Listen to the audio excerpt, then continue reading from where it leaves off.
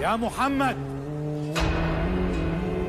يا محمد، أتنادي الملك باسمه يا محمد، قم فأطعمهم.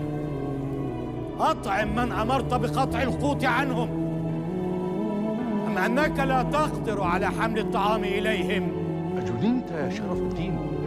أتريد من السلطان أن يطعم الناس بنفسه؟ أي سلطان؟ أين هو السلطان؟ أنا لا أرى سلطانا هنا. الجميع يعرف من أنا إلا أنت. لا والله ما أصبت، فالجميع لا يعلم من تكون حتى أنت. أنا سلطان هذه البلاد. والله ما أصبت أيضا. فمن أكون؟ أنت عبد ولاه مولاه حفظ عبيد.